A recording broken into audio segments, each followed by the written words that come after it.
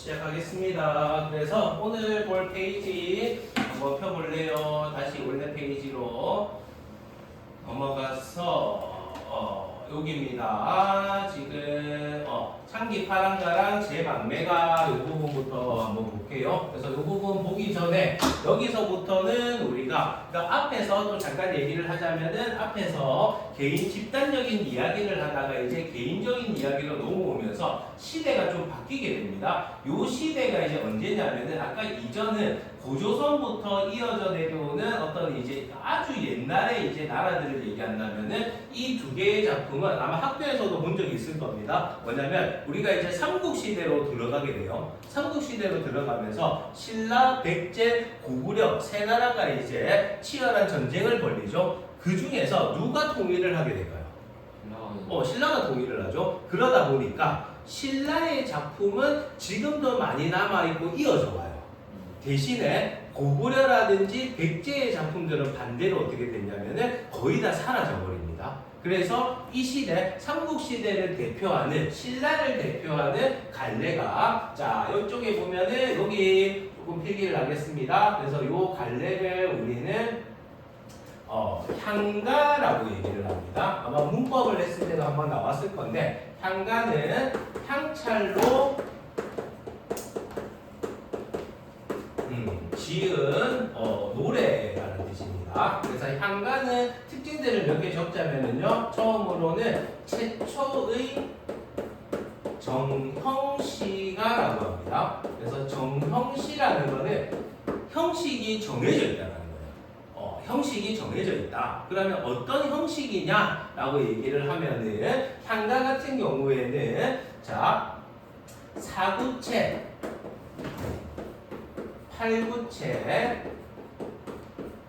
십구체로 세 개로 나눌 수가 있습니다. 사구체, 팔구체, 십구체로 구별을 하는데 그때 나누는 기준은 사구체는 네 줄입니다. 그러니까 줄수를 가지고 나누는 거예요. 사구체는 네 줄, 팔구체는 네 줄이 자, 두 개 있다라고 해요. 그러니까 여덟 줄이라고 하지 않고요. 네 줄이 두 개가 있다라고 합니다. 그리고 십구체 같은 경우에는 네 줄이 두 개가 있고 나머지 두 줄이 있다라고 해요. 그래서 그냥 단순히 10줄이라고 하지 않고 4줄, 4줄, 2줄이라고 해서 얘를 3단 구성이라고 합니다. 3개로 이제 이루어져 있다. 3단으로 이루어져 있다라고 하고 이 19체를 다른 말로 사내가라고 해요. 19체를 다른 말로 사내가라고 합니다. 그리고 19체만 가지는 특징이 여기 마지막 부분에 보면은 이 부분입니다. 이 부분에 낙구라고 부르는 감탄사가 등장을 합니다. 낙구라고 하는데 감탄사가 이제 19체 같은 경우에는 가지는 경우들이 대부분입니다. 그래서 우리가 작품을 가지고 잠깐 보자면은 이 부분이에요. 이 부분, 이 아야 부분 있죠? 이 아야 부분이 요 아야 부분이 이제 어떻게 보면은 요 부분입니다. 요 부분이 잠깐만요.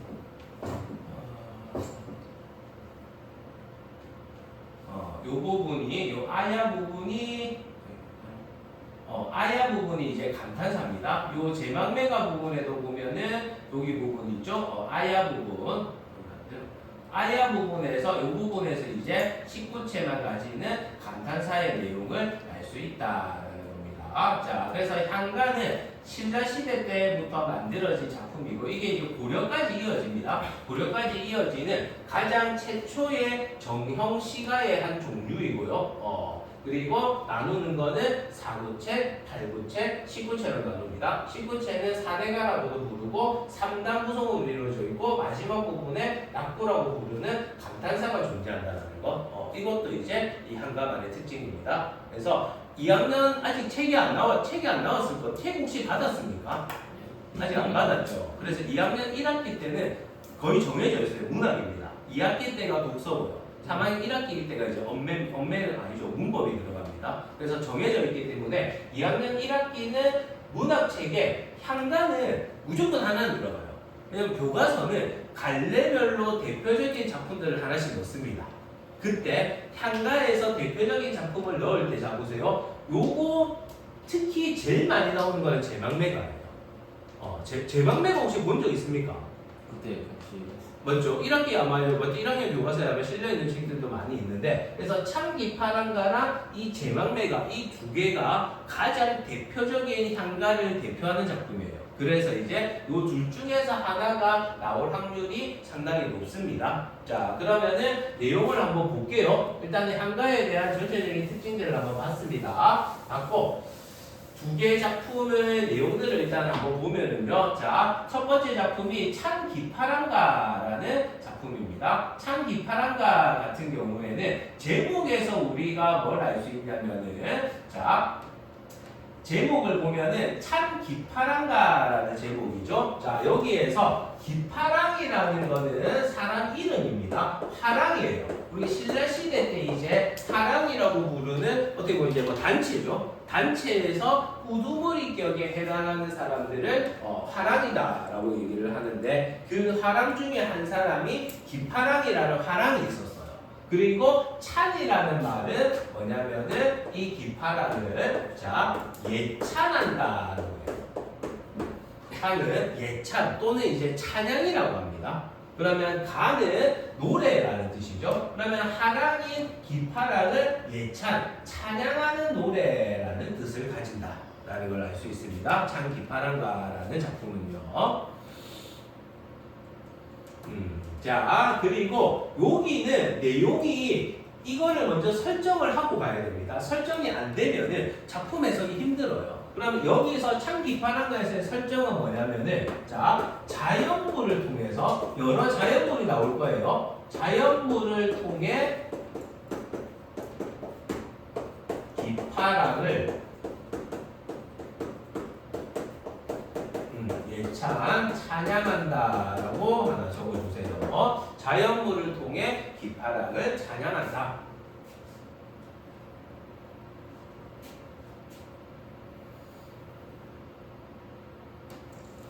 그러면 우리가 이제 찾아야 될 거는 어떤 자연물을 통해서 기파랑의 어떤 모습들을 이제 찬양할 거냐에 대해서 한번 찾아보겠습니다.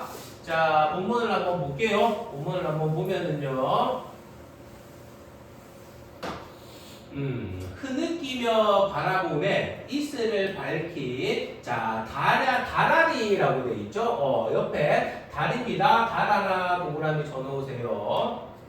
일단 동그라미 쳐놓고요. 그래서 흐느끼며 바라보고 있는데 이슬을 밝힌 달이 흰 구름을 쫓아 따오간 언저리에서 오래 가는 물선이 이제 물가라는 뜻입니다.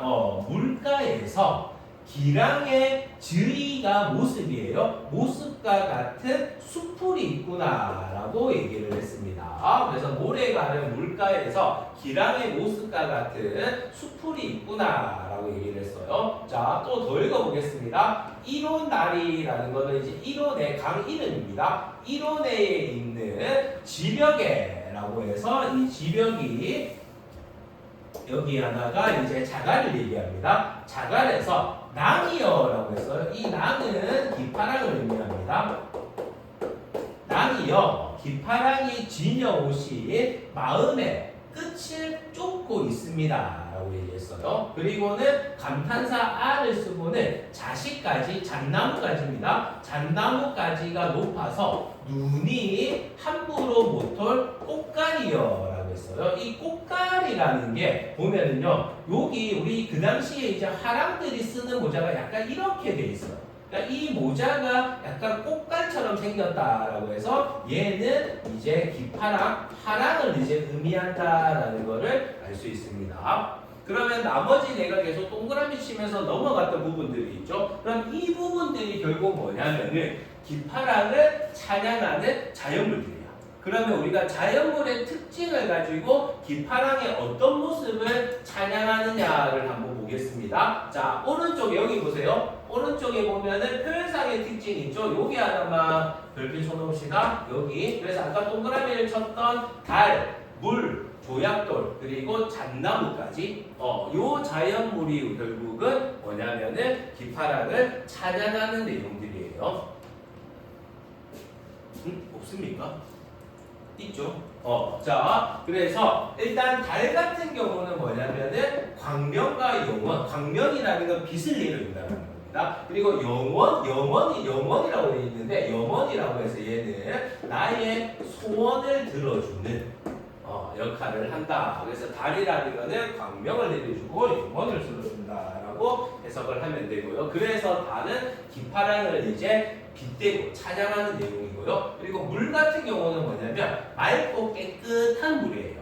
그러니까 기파랑이 그만큼 맑고 깨끗하다라는 걸 알 수 있겠죠.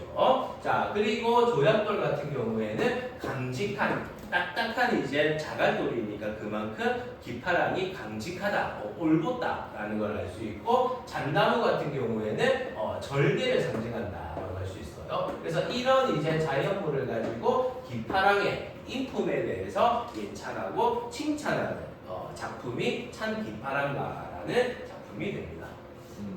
소원은 영원 아니에요? 여기 영원이라고 돼 있잖아. 영원 아니에요? 아, 영원이라고 돼 있어? 내가 잘 안 보인다. 영원이라고, 여기 영원 아닌데. 아, 그럼 영원으로도 볼게요. 옆에 영원도 하나만 적어주세요. 영원도 적고, 영원이라는 거 그냥 영원하게 없어지지 않는 그런 의미로도 볼 수 있다라고 할 수 있습니다.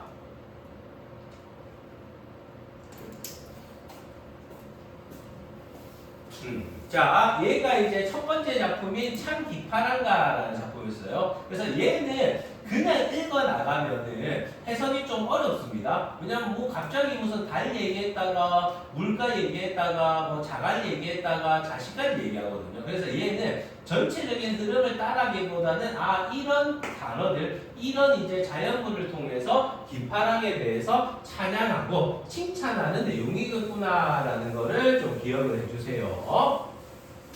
자, 그리고 두 번째 작품으로 넘어가겠습니다. 두 번째 작품은 아마 봤던 친구들도 있을 건데 제망매가라는 작품이에요. 얘도 마찬가지로 제목에서 힌트를 얻자면은 우리가 일단 제라는 거는 이제 추모, 제사를 지낸다라는 겁니다. 망이라는 거는 죽음을 나타내고 매는 이제 누이예요. 그러면은 죽은 누이의 제사, 그러니까 추모하는 내용이다라는 걸 알 수 있어요. 제망매가라는 제목에서 죽은 누이를 추모한다, 죽은 누이에게 제사를 지내는 내용이다라는 걸 알 수 있습니다.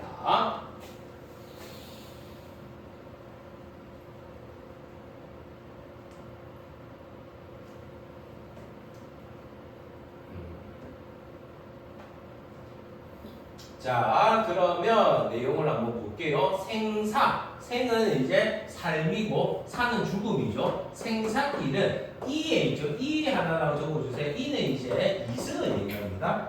다시 적어줄게요. 이는 이승을 얘기합니다. 지금 우리가 살고 있는 건 이승에 있음의 머뭇거리입니다. 누가? 누이가. 그러니까 여기서 말하는 행동들은 다 누이라고 해야 돼요. 그러니까 누이가 삶과 죽음은 이승에 있기에 머뭇거려요. 죽음을 이제 두려워한다라고 볼 수 있겠죠. 머뭇거리고 있는데, 자, 나는 간다는 말도 못다 이르고 갔습니까? 그럼 나는 간다라는 말이 죽음을 나타내요. 그러면 나 죽는다? 근데 사실은 우리가 죽을 때 나 죽는다라는 말 잘 못하죠. 근데 그런 의미보다는 나는 간다는 말을 못했다라는 거는 약간 우리가 죽음이 준비된 죽음이라는 건 없어요. 근데 그래도 좀 나누자면은 조금 몸이 안 좋아서 이제 좀 서서히 이제 죽음을 맞이하는 경우라, 아니면은 어떤 갑작스러운 사고나 어떤 일에 의해서 죽음을 맞이하는 경우도 있죠. 그럼 이 경우에서는 나는 간다는 말도 못했다라는 거는 결국 어떤 죽음에 해당하는 거냐면은 갑작스러운 준비되지 못한 갑작스러운 죽음이라는 것을 알 수 있습니다. 갑작스러운 죽음.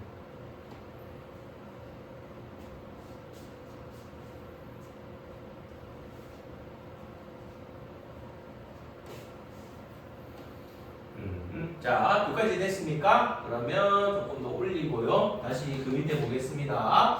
자, 나는 간다는 말도 못다 이루고 갑작스럽게 이제 죽음을 맞이했습니다. 그러다가 어느 가을이에요. 가을에 이른 바람에 여기저기 떨어진 잎처럼 한 가지에 났는데 가는 곳을 모르는구나 이렇게 했습니다. 일단은 얘기하고 자 앞에 보세요. 얘를 그림으로 볼게요. 뭐냐면은 나무가 있습니다. 나무에 이제 이런 식으로 가지들이 이제 막 있고 이 가지에 이제 잎들이 막 달려 있어요. 잎들이 달려 있는데 다시 보면은 바람은 바람인데 이는 바람이에요. 그럼 우리가 바람이 불어서 자 보세요. 바람이 불어서 잎이 어떻게 됐냐면은 떨어졌다라고 합니다. 우리가 떨어지는 거를 하강적 이미지라고 해요. 하강적 이미지. 반대가 이제 상승적 이미지겠죠. 그러면 상승하고 하강을 분류했을 때 보통 떨어지는 느낌은 좋은 의미, 긍정적일까 부정적일까?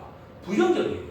왜 부정적이냐면 지금은 뭐 그런 경우도 있고 아닌 경우도 있지만 옛날에는 대부분 사람이 죽으면은 어떻게 할까요? 땅에다가 묻습니다. 그래서 땅보다 더 밑으로 뭔가 떨어지는 느낌을 보여준다는 거는 부정적이고 죽음을 얘기해요.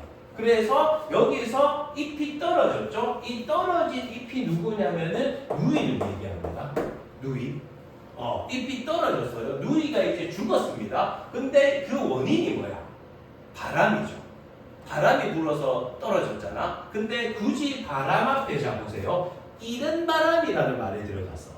그럼 이는 뭘 의미하냐면은 죽음이에요. 그래서 쉽게 얘기하면은 어린 나이에 죽음을 맞이했다라는 거를 알 수 있습니다. 어린 나이에 죽음을 맞이했다. 이 누이가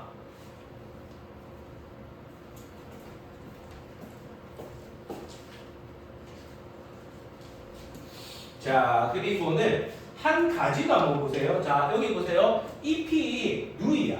근데 한 가지라는 거는 같은 가지에서 났어요. 그러면 가지의 역할은 잎을 피어나게 하는 게 역할입니다. 그럼 잎을 누이라고 했을 때 누이를 태어나게 해준 이 가지를 의미하는 거는 결국 뭐냐라고 하면은 부모를 얘기하겠죠. 근데 이제 같은 부모를 얘기하겠죠.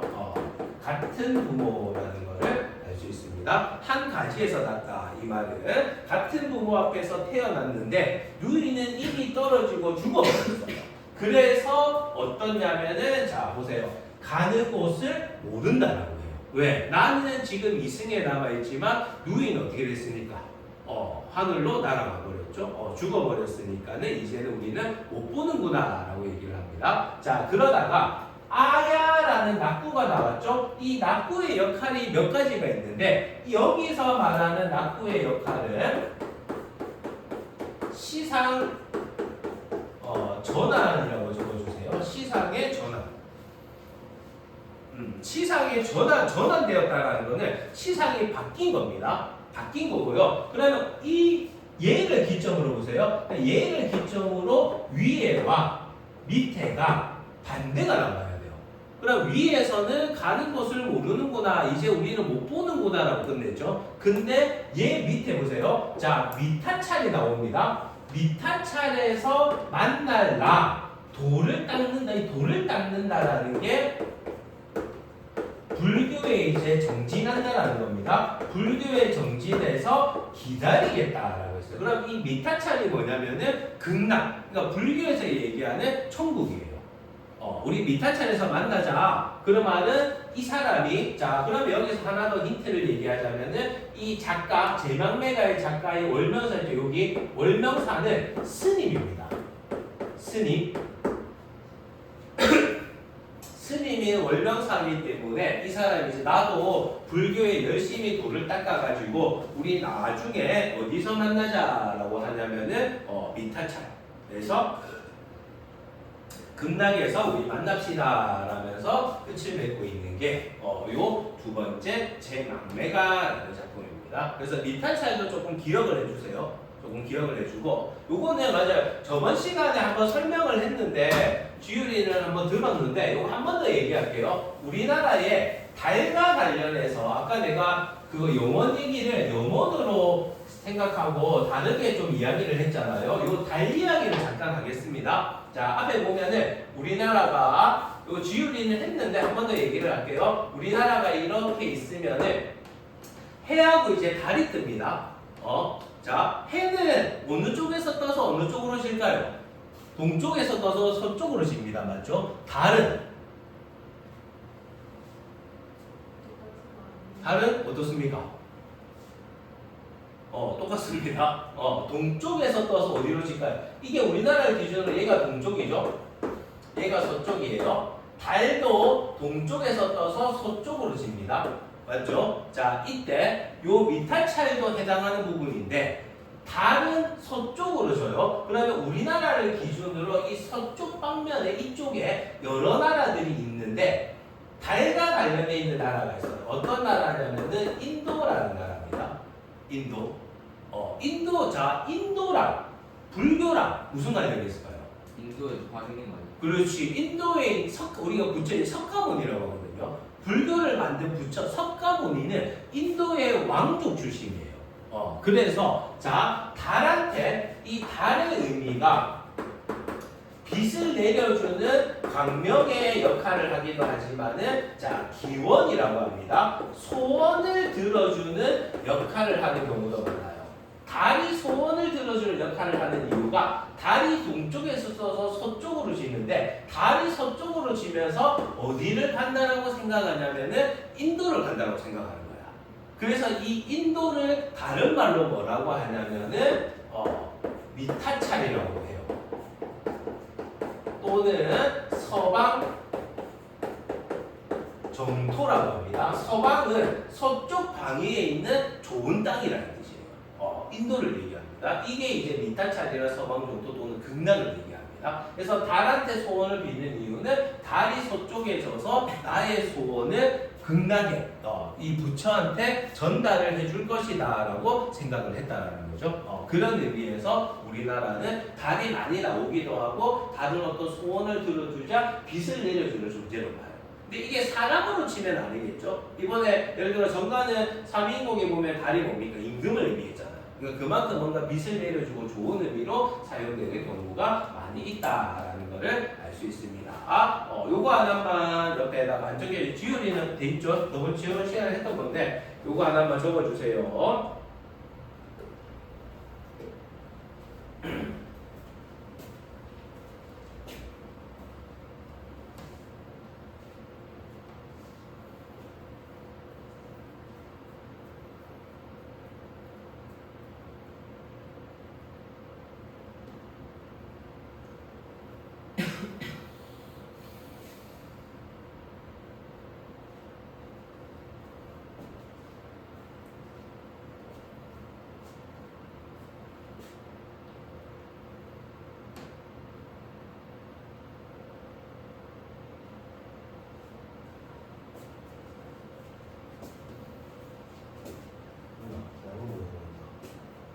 괜찮아.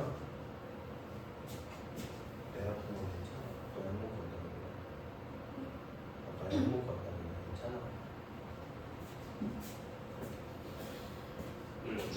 자, 필기 하고요. 다 된 사람은 다음 장으로 넘겨봅시다. 하나만 더 설명하고 문제 좀 풀어보겠습니다.